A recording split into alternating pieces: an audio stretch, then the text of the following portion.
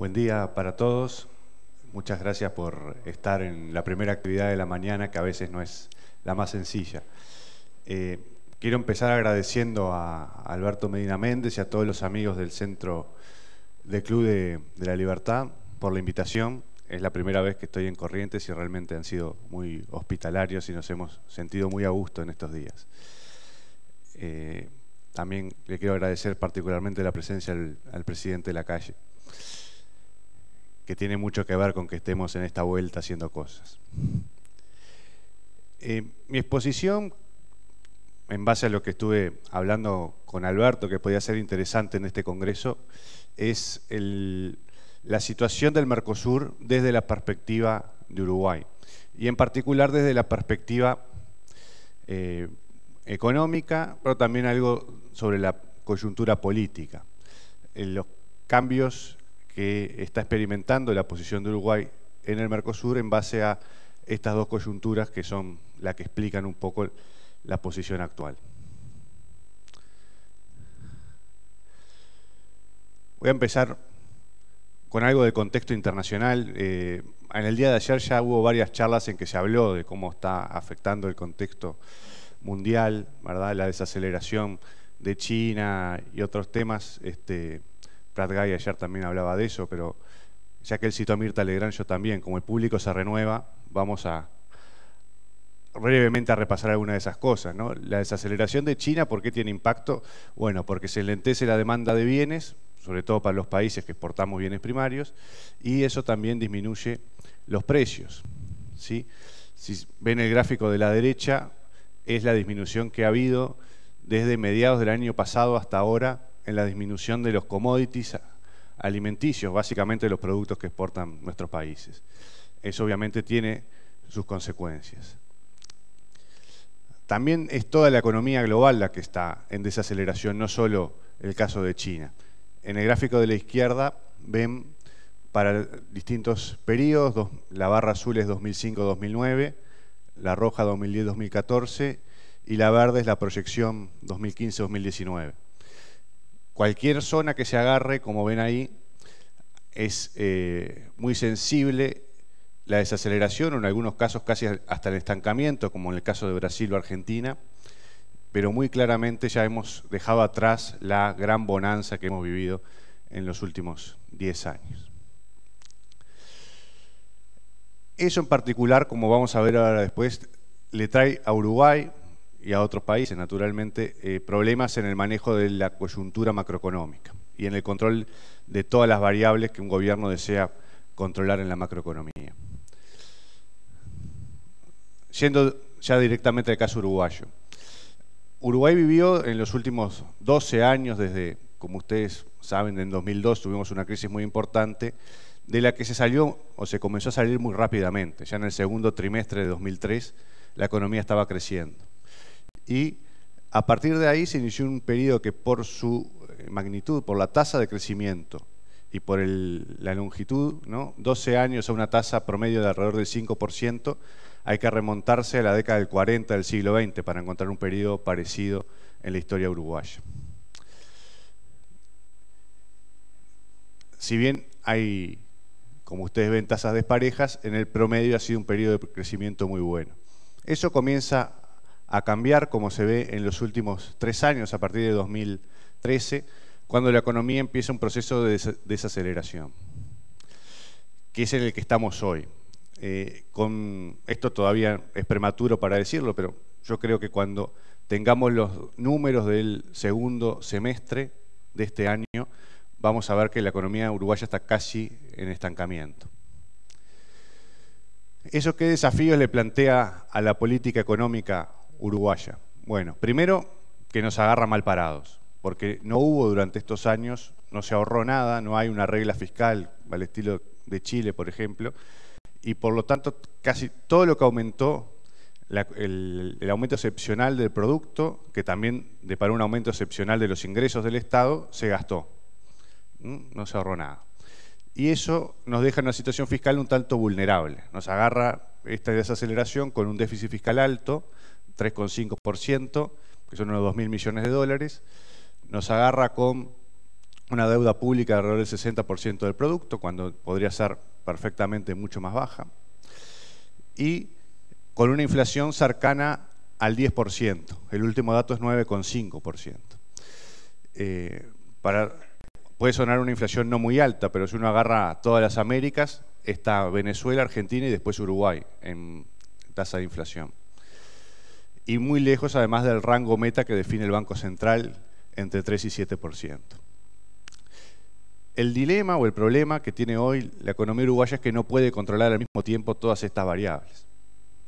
El gobierno quiere mantener a raya la inflación, en los hechos lo que quiere hacer es que no pase el 10%.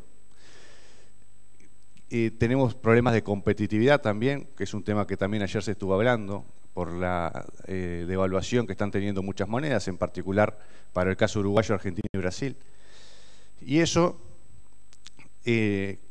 viene derivando en el famoso atraso cambiario que Uruguay otra vez está viviendo y que el gobierno aparentemente no estaba reaccionando en la forma debida. Digo aparentemente porque en el día de ayer, por primera vez, el Banco Central dejó de intervenir en el mercado y dejó subir al dólar y pegó un saltito.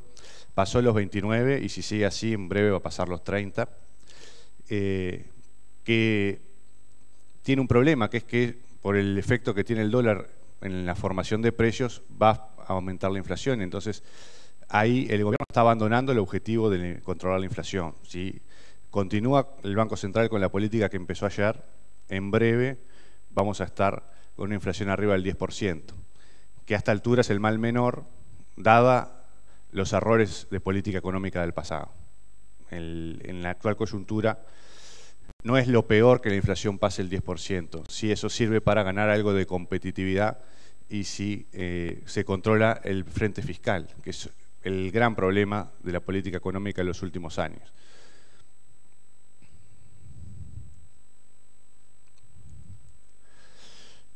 Ahí hay otros dos gráficos para dar alguna idea más de esto. El aumento de la inflación de estos últimos meses y la gráfica de abajo es el déficit fiscal, que se ve como la desaceleración de estos últimos años ha impactado en un aumento del déficit. Algún aspecto también sobre la coyuntura política. El partido de gobierno, el Frente Amplio, ganó por tercera vez, ahora asumió el doctor Tabaré Vázquez nuevamente la presidencia en marzo, pero en una circunstancia bastante distinta a la primera. En la primera era básicamente el jefe político del Frente Amplio y lo llevaba más o menos sin problemas. Hoy la situación es que el Frente Amplio le está imponiendo condiciones al presidente Vázquez de una forma mucho más clara que en el primer gobierno. A lo que se suma un cambio en la correlación de fuerzas internas del partido de gobierno, en el cual tienen mucho más peso los sectores radicales. Y eso va impulsando la política hacia la izquierda. Y nosotros hemos visto con bastante sorpresa en estos últimos meses cómo el presidente ha tenido que cambiar decisiones que ha adoptado por presiones o decisiones de su partido político. Ahí hay un debilitamiento al mismo tiempo de lo que podríamos llamar los sectores más moderados de la izquierda, encabezados por el ministro de Economía, Danilo Astori, que ha sido también permanentemente desautorizado en estos últimos meses, lo que no augura buenas señales para el futuro.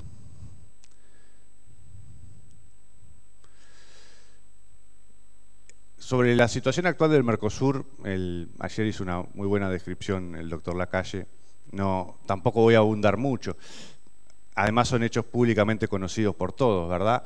El desprecio de los mecanismos formales que hemos experimentado en los últimos años, ejemplificado en la tristemente célebre frase de Mujica de que lo político está sobre lo jurídico, la patada al Paraguay para meter a Venezuela por la ventana, todo eso obviamente trajo un gran descrédito, además de que demuestra que el Mercosur no está funcionando.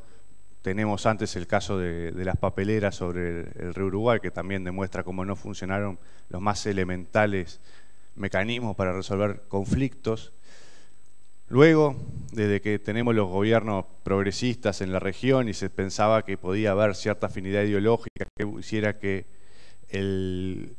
el Mercosur pudiera funcionar mejor, eso, bueno, hemos visto que no era así. El tema ideológico no colaboró, o en todo caso se ha avanzado por el camino equivocado, que es el de la integración política, Parlamento del Mercosur y todo eso, que es bastante nefasto que se avance por ese lado.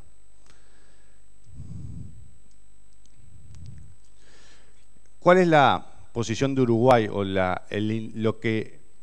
mejor dicho, lo que intentó hacer el gobierno del doctor Vázquez a partir de marzo de este año en la inserción internacional? En particular, el canciller Rodolfo Noboa arrancó con un enfoque bastante pragmático de la cosa y con posiciones que podríamos definir como sensatas, ¿sí? Él decía, bueno, sinceremos el estado actual del Mercosur y busquemos reforzarlo, en particular desde el punto de vista institucional, para lograr los acuerdos con otros bloques comerciales, en el caso más típico de la Unión Europea, que están trancados hace años, e incluso planteó algún mecanismo que podía ser interesante, como un acuerdo en 2 velocidades, le llamaba él, ¿no? Que Brasil y Uruguay, que parecían que eran los que querían ir más rápido, pudieran hacer un acuerdo de libre comercio con la Unión Europea. Argentina no quería, y que se pudiera avanzar de esa forma. Finalmente lo que terminó pasando fue que no anduvo, ni siquiera Brasil al final compró la idea de Noboa, y afectó también lo que comentaba recién sobre la correlación de fuerzas del partido de gobierno. El ejemplo más típico es lo que ha pasado con la negociación en el TISA. Ustedes saben, es un acuerdo de servicios a nivel mundial que se sacó del ámbito de la Organización Mundial de Comercio, que estaba trancada en sus negociaciones, para tratar de, bueno, separar los servicios para ver si se podía avanzar más rápido analizando solo ese sector. El Uruguay había entrado en esas negociaciones, que hoy implica a 25 países, 24 países de la Unión Europea, y tenía que presentar ahora en octubre su propuesta de qué estaba dispuesto a negociar en el marco del TISA. Y el Frente Amplio, el partido de gobierno de Uruguay, en forma bastante absurda, decide terminar con las negociaciones del TISA sin ni siquiera saber muy bien qué era o cómo podía afectar a Uruguay. Simplemente por dogmatismos ideológicos nos salimos del TISA y ahora ni siquiera lo vamos a negociar. Lo cual demuestra que lo que podía ser en principio, las buenas intenciones que tenía el canciller Noboa, van a quedar en la nada, porque su propio partido, le va a impedir cualquier avance que quiera hacer. Esta es una descripción nomás sobre los principales productos que exporta Uruguay y sus principales destinos.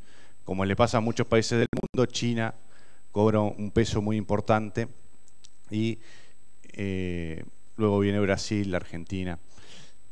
Y en cuanto a los productos, la gran novedad de los últimos años para Uruguay es que la soja es el principal producto de exportación. Hasta hace poco tiempo era, como había sido históricamente, ¿no? Carne, cuero y lana había sido el clásico trío de productos que exportaba Uruguay.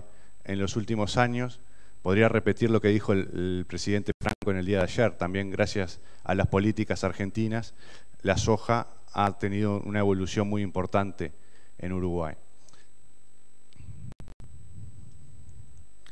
Sin embargo, aunque cuando uno ve esa diversificación, el fenómeno es un poco más complejo para Uruguay, porque esa diversificación de países, que se ha dado más por los hechos que por las políticas del gobierno, Uruguay, salvo un tratado de libre comercio con México, no ha tenido nuevos acuerdos, se ve en el gráfico de la derecha cómo ha habido una diversificación por destinos, la barra azul oscura, una menor concentración en los países a los que le exporta Uruguay, pero la línea celeste muestra una mayor concentración por productos. Esto vendría a ser algo así como: cuanto a más países le exportamos, más volvemos a caer en lo básico, en lo clásico del Uruguay, ¿no? En los productos de origen agropecuario. Salvo con el Mercosur, que es lo que muestra el cuadro de abajo, y en particular con Argentina. que esa es la particularidad que tiene para Uruguay el mercado argentino, ¿sí? Mientras que en el mundo, Uruguay exporta alrededor de un 20% de productos industriales que no tienen origen agropecuario. Para Argentina es más del 80%. Y eso lo que hace es que tenga una gran importancia en cuanto a la mano de obra industrial, ¿sí? No es tanto el peso de lo comercial o del volumen de las exportaciones en sí mismo, sino qué tipo de exportaciones hacemos hacia Argentina. Ahí ven cuáles son los principales productos y la cantidad de mano de obra que para Uruguay es muy importante. Esto para Uruguay depara una situación particular, que es, en lo que yo entiendo debería ser una estrategia realista o pragmática de qué sería lo más razonable para hacer. Primero, no puede Uruguay abandonar el Mercosur alegremente, por una sencilla razón, que seguramente eso traiga represalias desde el punto de vista comercial, en particular de Argentina y de Brasil. Brasil tiene un peso, como veíamos antes, importante en productos agropecuarios y de origen agropecuario, y Argentina es básicamente el único país del mundo al que Uruguay le vende determinados productos industrializados. Por lo tanto, no parece lo más razonable el abandonar el Mercosur, por lo menos sin tener claro el panorama de si podría ser sustituido por acuerdos comerciales bilaterales, lo que por lo menos en la actual coyuntura parece difícil. Otra cosa que sí tendría que hacer claramente Uruguay es acercarse a la Alianza del Pacífico. Ayer el presidente Lacalle hablaba de eso. En 3 años la Alianza del Pacífico logró lo que el Mercosur no ha logrado en casi 25 años. En cuanto a desgravamiento y verdadera libre circulación de bienes y servicios entre sus países, y eso es parte de la prosperidad que están viviendo los países del Pacífico en estos años. El caso peruano es el más citado normalmente, pero claramente les está yendo mejor. No tengo dudas que en el largo plazo les va a ir mucho mejor que a los países del Mercosur, sencillamente porque están haciendo las cosas mejor. Están realmente teniendo un libre comercio entre ellos, realmente están trabajando en conjuntos para insertarse en el mundo. Individualmente cada uno de estos países tiene muchos tratados de libre comercio y los está negociando, y eso claramente va a tener un impacto positivo en su crecimiento.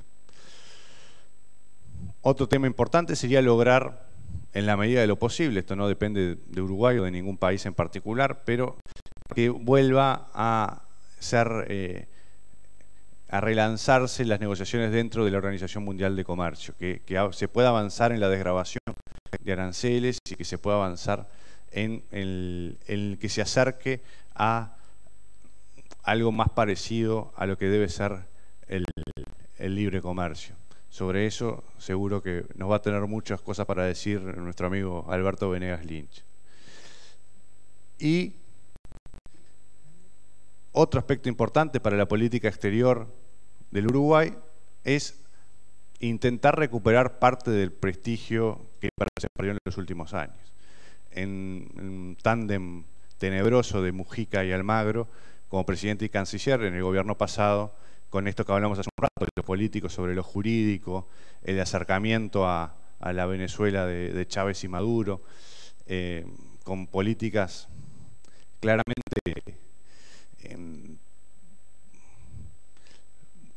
muy alejadas de la tradición del Uruguay, de apego al derecho internacional, de respeto por los otros países y de exigir el respeto y la autonomía para sus propias decisiones. Esto claramente sería algo deseable. Ahora, esto que se podría definir como una estrategia realista para el Uruguay, no necesariamente es lo que va a ocurrir, o más bien yo tengo mis dudas en que esto pase. ¿Qué es lo más probable que pase? Yo creo que el presidente y el canciller van a quedar rehenes de un frente amplio más corrido a la izquierda del que hemos visto en los 2 gobiernos anteriores. Esto va a deparar, lamentablemente, seguramente, una política con un sesgo más proteccionista de lo que hemos visto en los últimos años.